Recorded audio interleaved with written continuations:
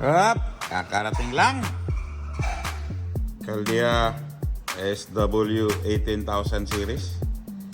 Ito ang pinakamaliit kong reel sa koleksyon ko.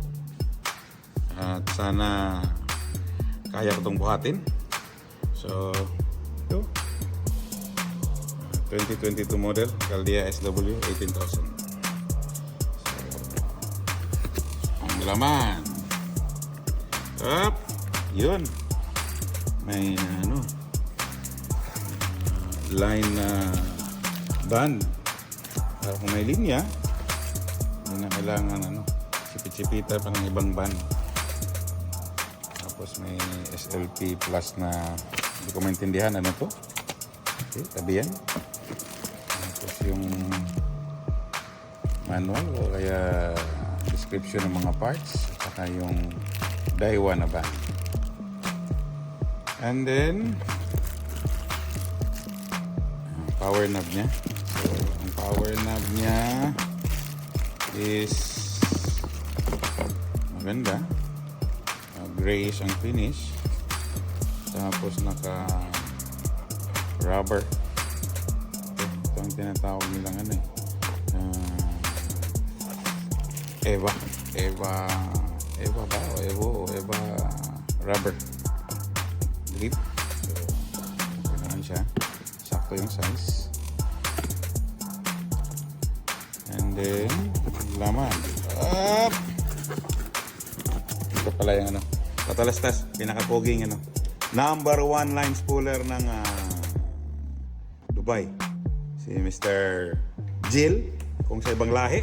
Pero sa mga Pilipino, ang tawag sa kanya, si Balong.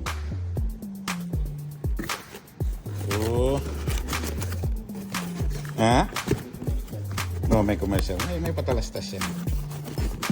Kailangan namang ayaw mabuksan. Ayaw mabuksan. Sa laki. Yun.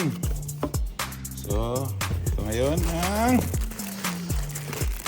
Daiwa Caldia 18,000 series.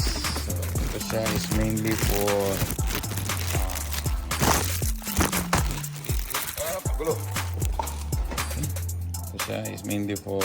tuna popping. Ang ikakarga natin is PE8 na line. Ito 100 LB PE8. So maganda. Finish niya is gold and black finish. Yan, Caldia SW. And then ang series niya is 18,000.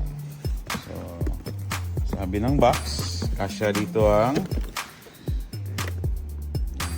300 meter na PE8, which is same din ang linya na ilalagay natin. Sa ngayon, siglo nang nilalagay ko kasi mas gusto ko siya sa casting distance. Okay, so soon nabiyahe ng tuna, makita natin ang performance ng Daiwa Caldia 18,000 series SW. So, yung frame niya also is naka MQ body frame na. Kaya napaibig at napabili tayo bigla. Same siya ng Certate at saka Celtiga na body frame. Naka MQ. Thank you guys.